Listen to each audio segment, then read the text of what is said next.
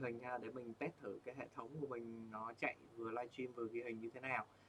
Thì phần thứ hai là anh chị sẽ cùng xem coi là những cái kiến thức này, những cái kiến thức trên video này nó ảnh hưởng như thế nào đến với nền kinh tế và trực tiếp là ảnh hưởng đến cái túi tiền của chúng ta. Thì để cho anh chuyển qua cái màn hình số 2 nhé, để chúng ta xem tiếp phần 2, chỗ chúng ta dừng ở ngày hôm qua. Và nếu như anh chị nào quan tâm và có tương tác thì để lại những cái comment nhé, và mời bạn bè của mình vào để cùng xem chung video này với Duy Anh. Chúng ta dành khoảng 30 phút để xem một cái video rất là bổ ích. Theo một góc nhìn nào đó mà Duy Anh thấy cái video này rất là bổ ích đối với việc chúng ta gọi là đầu tư hoặc là cái hướng phát triển của chúng ta trong tương lai đó. Rồi mọi người chuẩn bị một ly nước nha, cùng xem, cùng thư giãn, nhớ đừng quên uống nước nha. Thì anh sẽ bắt đầu cái phần mà mình ngừng của ngày hôm qua nhé. Most important technology breakthrough of our times. So who wouldn't want to have an energy source that's unlimited and freely available? That turned out to be a key question. And that's what led me down the next rabbit hole.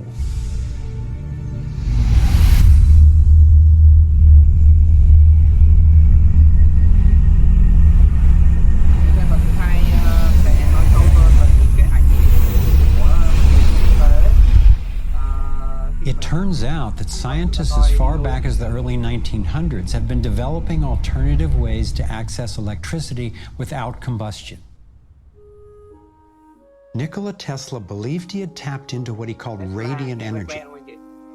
Many scientists believe he was accessing what's now called free energy. But before Tesla could finish the project, his financier, banker J.P. Morgan, who had a monopoly on the copper used for electrical lines, recognized how Tesla's invention could transmit electricity without wires. He then shut down Tesla's funding. Tesla's lab was burned down and he was ostracized, all for trying to implement his vision of unlimited energy for everyone.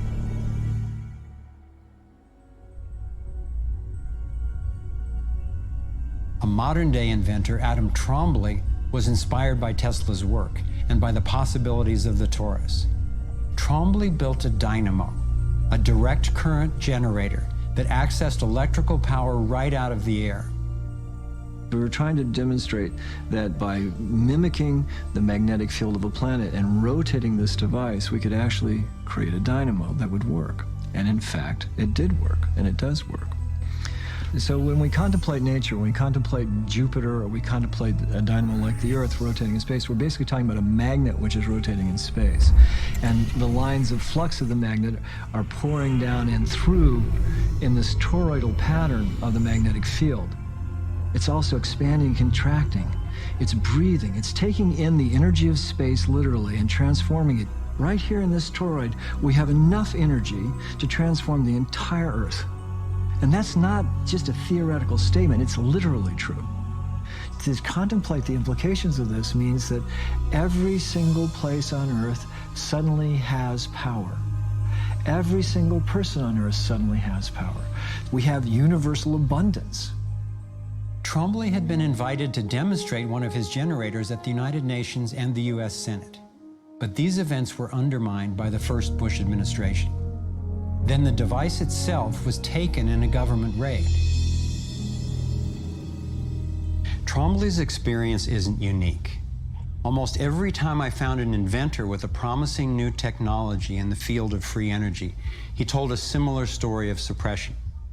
Inventor John Bedini began working with Tesla's theories of radiant energy decades ago and has produced an assortment of battery charging devices that generate more energy than it takes to run them. He announced that he was going to start offering them at low cost. Soon after that, he was attacked in his lab and warned not to produce the devices. For his own safety, he had to let go of marketing free energy. These are all devices from labs I personally visited.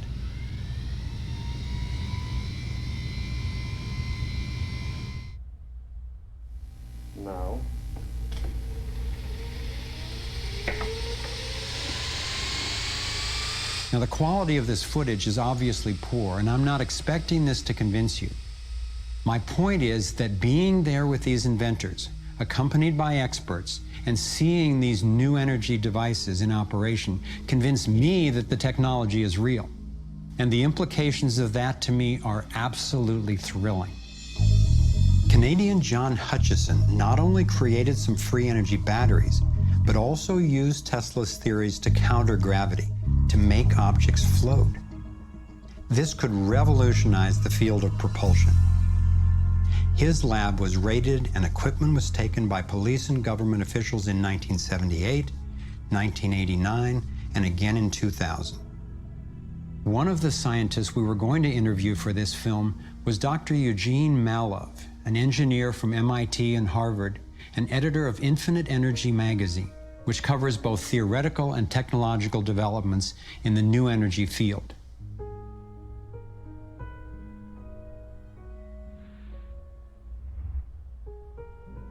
Dr. Malov was mysteriously beaten to death in 2004. If these inventors were all hoaxers and charlatans, I wondered, why are they being suppressed so consistently and so brutally? I asked free energy inventor Adam Trombley why he thought this technology was being suppressed and if the UFO phenomenon was related. We've had major military people at great risk to themselves say, yes, these things are real. Why do you think the military-industrial complex doesn't want that statement to be made? Because you start thinking about what kind of technology is behind that. That's the bottom line. The suppression of UFO phenomena is hand in hand with the suppression of so-called free energy. The energy is extracted from the fabric of the space around us, which means it cannot be metered. That is a direct threat to the single largest industry in the world, energy.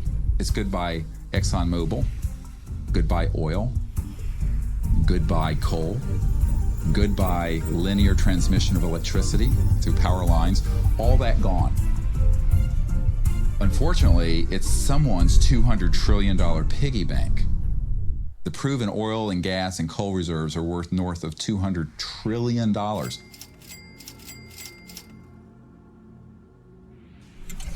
This information coming out would completely change geopolitical power more than anything since, well, in recorded human history. And it would happen in a generation. I started to examine the breakthrough solutions, and much to my surprise, these concepts have been proven in hundreds of laboratories throughout the world, and yet they have not really seen the light of day. Rather than smashing things together and trying to control the explosion, these new technologies rely on blending, of dancing with what naturally is. The common denominator of all the free energy devices I've seen is that they mimic in one way or another the torus energy shape. You don't have to believe in free energy technology to be concerned about the repression of ideas and inventions. I found myself thinking, what better way to justify our dependence on oil, coal, nuclear, and other dangerous and dirty technologies than to claim there are no better, cheaper alternatives?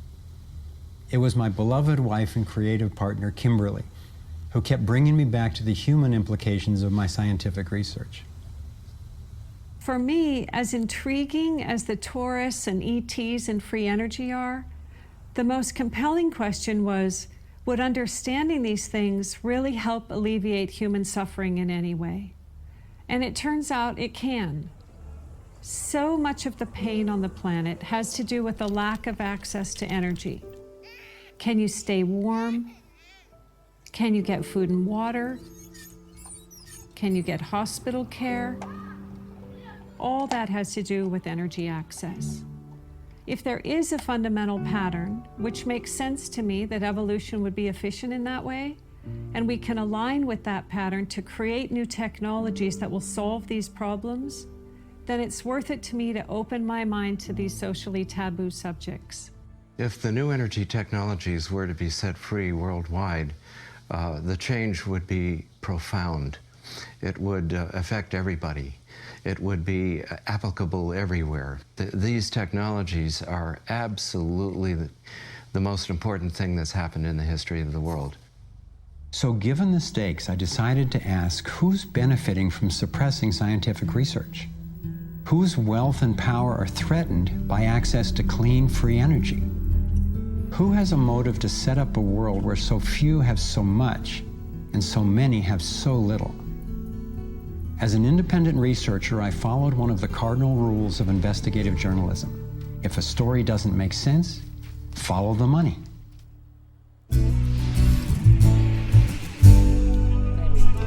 Trong video của mình là để chúng ta tìm hiểu về dòng tiền. Chúng ta cứ theo cái dòng tiền. Our being dependent on oil ensures that energy corporations continue to reap phenomenal profits. I see them committing huge resources to undermine energy alternatives, to control global reserves, and to maintain high oil prices. They have enough money and influence to suppress anything that might threaten their monopoly. So who's behind the huge energy corporations? The Rockefellers' oil empire got started in 1870 when John D. Rockefeller founded Standard Oil and became America's first billionaire. Standard Oil has since morphed into ExxonMobil and others. And the Rockefellers control our food as well. They were primarily responsible for the global shift to large-scale petroleum-based agriculture. I remember the so-called Green Revolution of the 1960s and 70s. Like most people, I thought it was a great thing. It was, however, based on the planting of huge plots with a single crop using vast amounts of oil-based fertilizers, herbicides, and pesticides. The Green Revolution was the brainchild of the Rockefeller Foundation's Natural Science Division in partnership with large agricultural corporations. Petroleum-based agriculture provided vast new profits for the oil industry, but never lived up to its promises of ending hunger and promoting health. The Green Revolution did at first increase productivity because every bit of soil was being used for immediate production. But its true costs can now be seen. Taxpayers pay billions in subsidies to giant agribusiness corporations. Small family farms have all but disappeared. Biodiversity is destroyed. Toxic chemicals poison farm workers and pollute the land, water, and our food supply, endangering the health of us all. As of 2010, approximately 1 in every 7 people worldwide did not have enough to eat. The giant corporations who had brought us chemicals for chemical industrial agriculture, and they were talking about 3 instruments to consolidate the food chain. The first was genetic engineering as a way of control. The second was patenting seed and patenting life as a way of control, declaring seed to be private property, treating the saving of seed by farmers as a crime, as a theft of intellectual property. And the third was so-called free trade treaties that would rob ordinary people, farmers, growers, of their freedom to save seed. The design of Terminator technology to create sterile seed in order to impose even more dependence of humanity on a handful of corporations is the ultimate step in this. We are, through what we are doing with seed, literally for the first time, creating a new colonization, which I call the colonization of the future.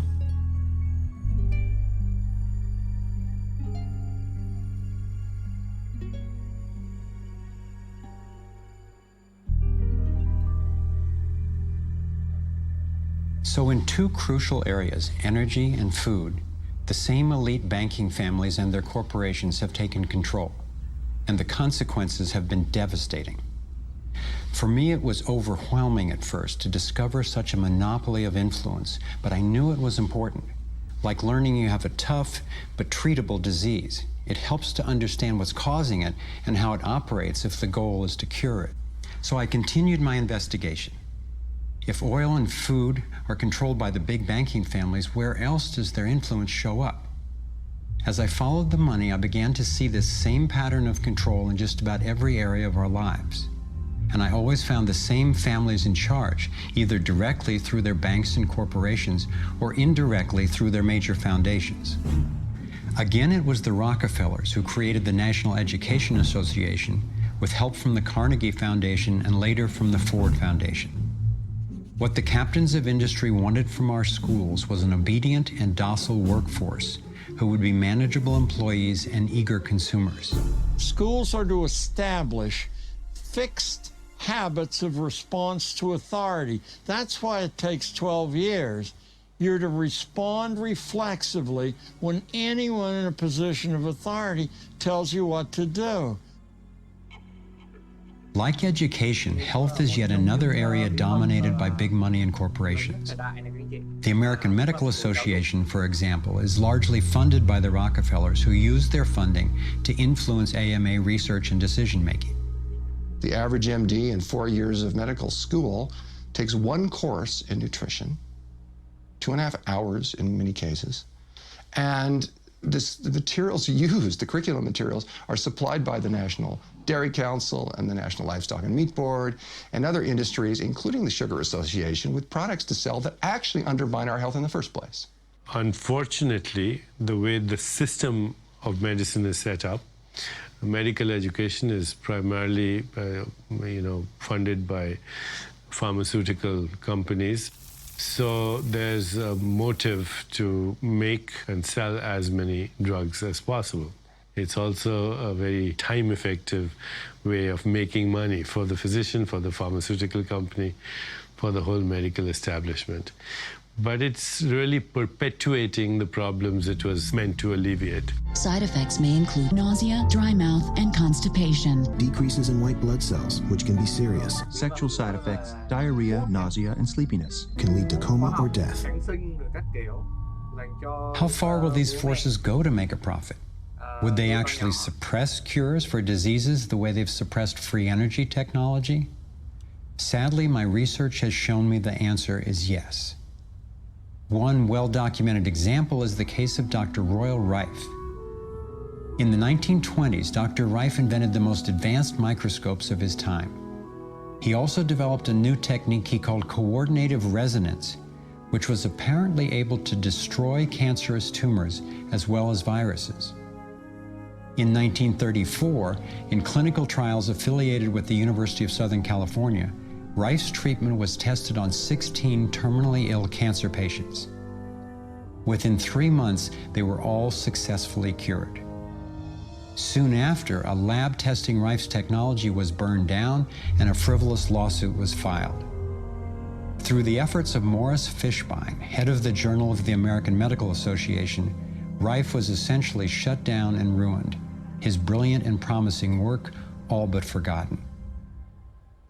It was really hard for me to consider that someone might actually be suppressing cures. And cancer has run through my family like a raging river. I found out that it's all about patents.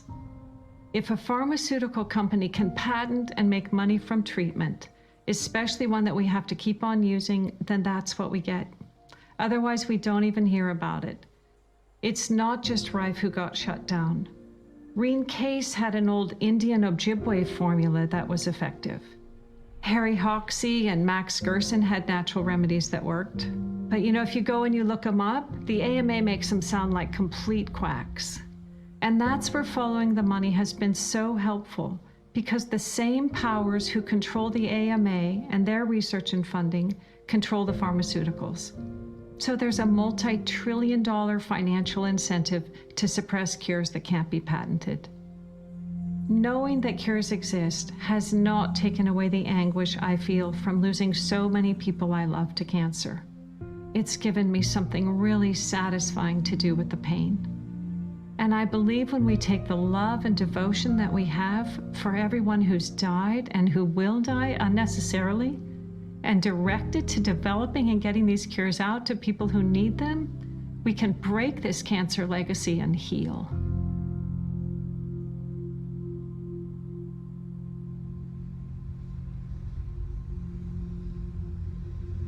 As difficult as it was for me, I have come to an inescapable and profoundly disturbing conclusion.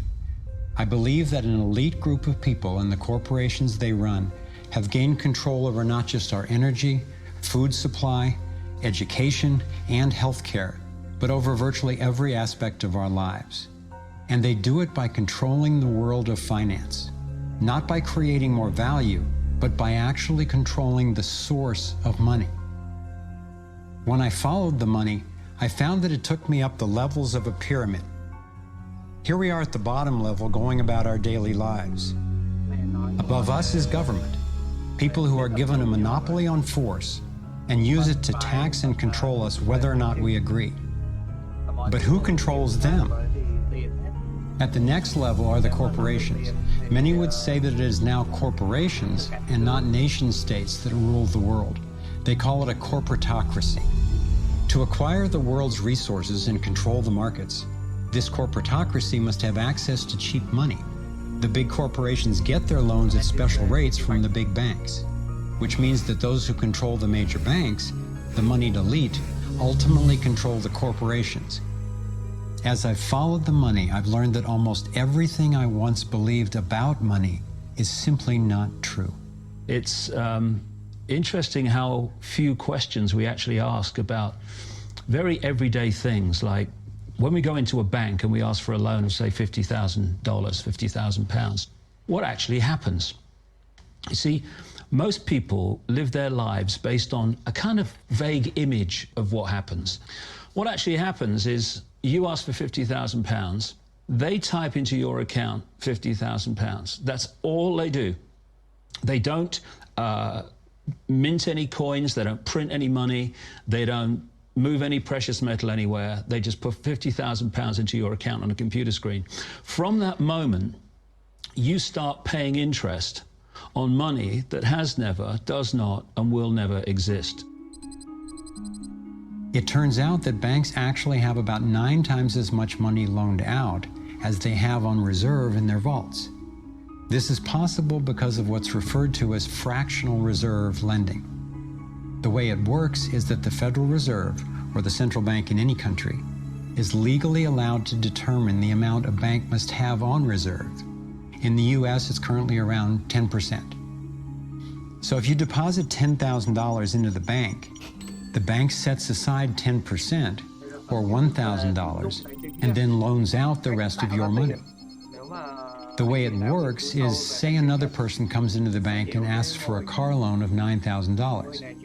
At this moment, the bank loans out the $9,000 from your original deposit. It isn't there anymore. The borrower then pays the person selling the car, and they go deposit the money into another bank, which is part of the same central banking system. This $9,000 is treated as a new deposit, and the process continues. The money gets redeposited and reloaned until the initial deposit of $10,000 becomes $100,000. The banking system just created $90,000 by loaning out your money. Apparently, it began with the goldsmiths in the 17th century when people were trading in gold. Gold was heavy to carry around, so people stored the actual metal in vaults and traded receipts instead. Those receipts were the first paper money. Since only a few people would withdraw their gold at any given time, the vault owners, basically the new bankers, began creating receipts for more metals than they actually held. They loaned out those receipts and charged interest on money, gold, that they didn't really have. That's how our so-called fractional reserve system was born. In this system, the bankers get to make up money out of nothing, while the rest of us have to work hard to earn it. It has created a modern form of serfdom where the mass of society is now working to pay off their debt to the banks.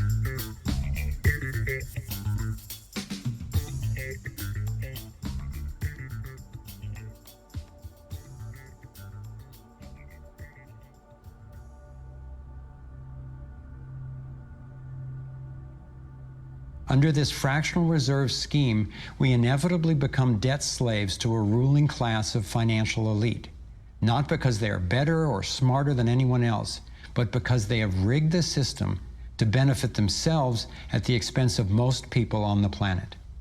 Catherine Austin Fitts is an expert on this issue. She was an Assistant Secretary of Housing and Urban Development under President George Bush Sr., and then an advisor to the Clinton administration. Let's set up a game of Monopoly and you want to buy Park Place. What I can continually do is just print money, give myself more money, lower the value of your money by printing more. No matter how hardworking you are or how successful you are, I can always end up buying you for free. So how come if you or I make up money, it's called counterfeiting, but if the banks do it, it's increasing the money supply? How did the banks get this power? This is Jekyll Island, where in 1910, representatives from the Rockefellers, Rothschilds, Morgans, and other private bankers gathered secretly to draft the legislation that would create the Federal Reserve. Ed Griffin literally wrote the book on what happened at Jekyll Island. Central banks are banking cartels which have gone into partnership with the respective governments in the countries where they operate. And they've been given monopolistic power over the creation of the nation's money supply. That's what the politicians handed to them as a gift, you might say, for the partnership. Now, in return, what did the bankers do for the politicians? They promised to create money out of nothing, now that they've got this legal power to do it anytime the government needs it. And since 2008, we've witnessed the greatest fake money printing run in recorded history. This financial sleight of hand disguises the costs, hides who's to blame, and leaves us as debt slaves working to pay off the bill. I found it revealing that in the same year the Federal Reserve was founded, 1913, the Internal Revenue Service was also established. An income tax was then instigated so you and I would have to pay the politicians' debt plus interest to the bankers.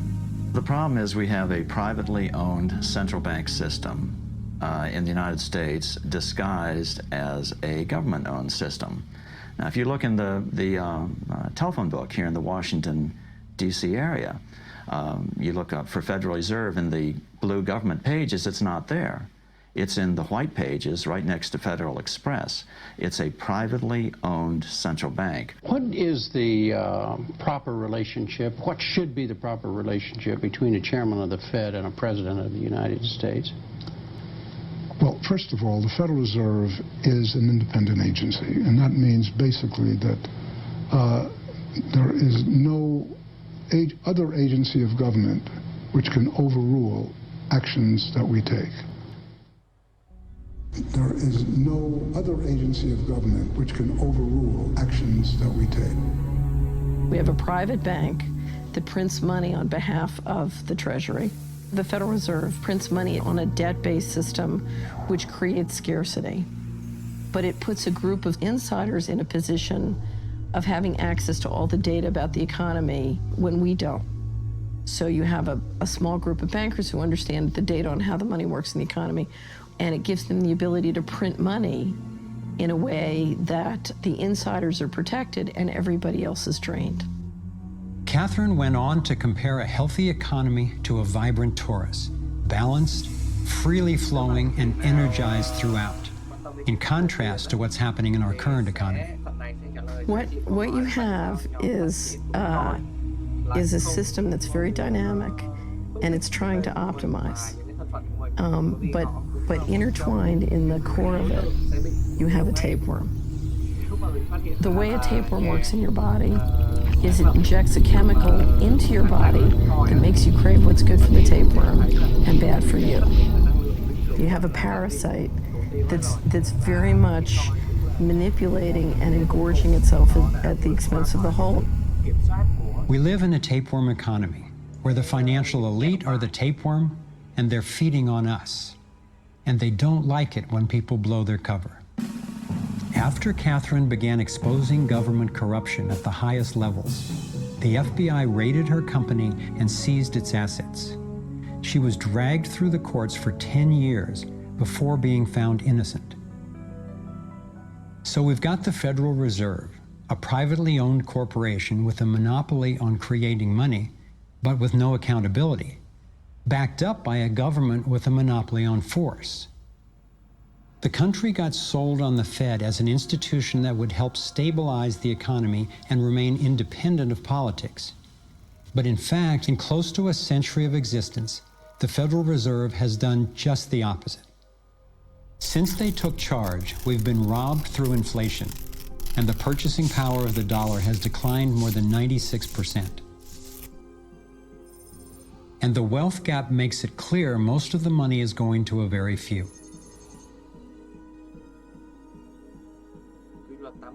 Only 16 years after the Federal Reserve was in power, America experienced the Great Depression.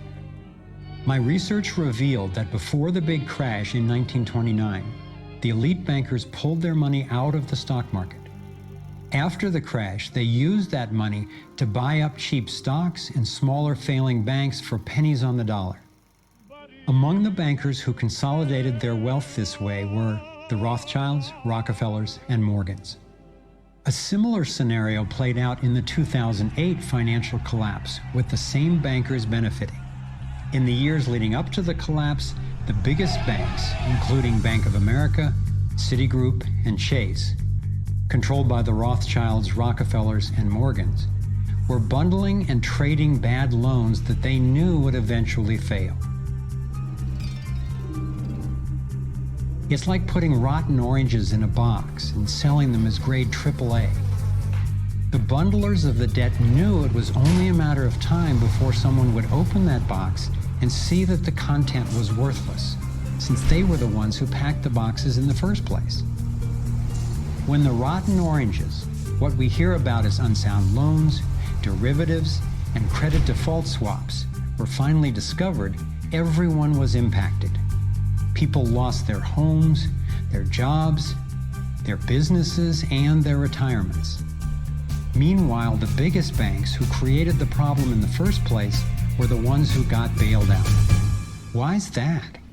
Why would the Federal Reserve give trillions to the banks, even though the majority of Americans were against bailing them out? And why not help those most in need rather than the perpetrators of the financial collapse?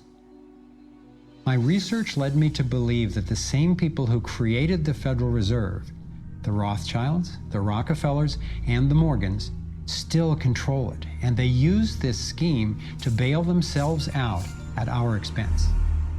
Many of the banks created are still the most powerful lobby on Capitol Hill, and they, frankly, own the place. I'm convinced that the near collapse of the economy in 2008 resulted from an orchestrated pump and dump scheme designed and executed by the big bankers to consolidate wealth and power. David Icke explains how he sees the Federal Reserve rigging the so-called business cycles. Stage one, it's like throwing a fishing line out. Stage one, you put lots of money, units of exchange, into circulation. You do this by pushing interest rates down, by making lots of loans. This is the part of the cycle we call a boom. Because there's lots of units of exchange in circulation, there's lots of money changing hands. That generates lots of economic activity. That generates jobs. And as more and more money is spent, there's more demand. So companies take out more loans of fresh air money to increase their production. People get confident in their everyday lives. Hey, you know, I work for this company, they've got lots of orders, it's really going great, my job's safe, I tell you what, we can have a bigger house. Then they start to change it. What they do is they pull the fishing line in. They push interest rates up. Now, fewer people, are taking out loans, and they make the criteria for having a loan from the bank stronger anyway. And also, now, as interest rates have gone up, a larger part of people's income is going to pay back the extra interest and not being circulated in buying things. Suddenly, there's nothing like as much money in circulation, and therefore, fewer things are being bought. Companies start to go down in terms of their profits. They start to shed jobs, and they start to go out of business. People lose their jobs, they can't pay the mortgage anymore of the big house they took out in the good times.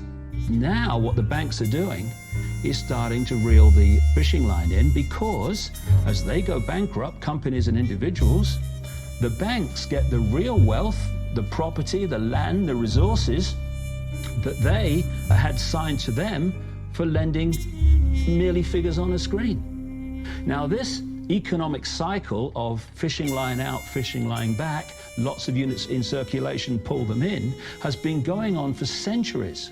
And what it's done, it's stolen and accumulated the real wealth of the world in the hands of the few.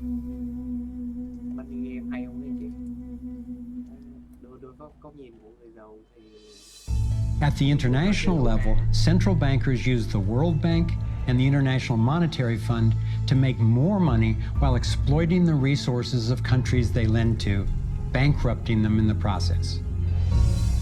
The central bank of central banks is the Rothschild-created Bank for International Settlements. The elite are positioning themselves to control access to virtually everything we need to survive. No matter where you go in the world, the money is controlled by the banking system. They decide if people eat or if they don't eat. Who's a billionaire and who lives on less than $1 a day? He who controls the money controls the world, and a very few control the money.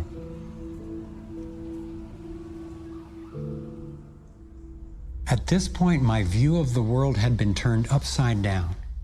I was struggling with the realization that the failure and suffering of so many is actually success and fulfillment for a few. The elite central bankers who fooled the world into letting them create money. They already have vast fortunes, so what is their end game? What is their ultimate agenda?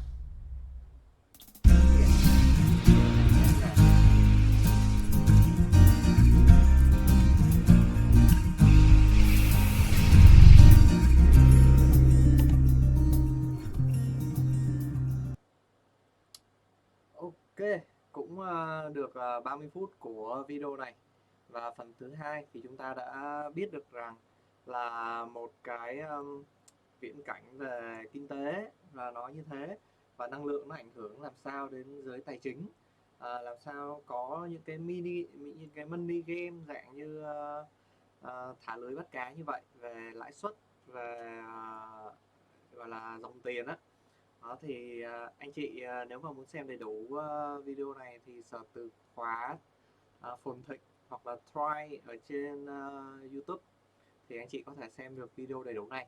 Còn nếu như muốn xem tiếp cùng với Duy Anh và nghe những cái thêm một vài cái chia sẻ của Duy Anh thì anh chị có thể xem livestream của mình có thể vào ngày mai hoặc ngày mốt nhé. Và cái video phần 2 này cũng sẽ được up trên YouTube của Duy Anh.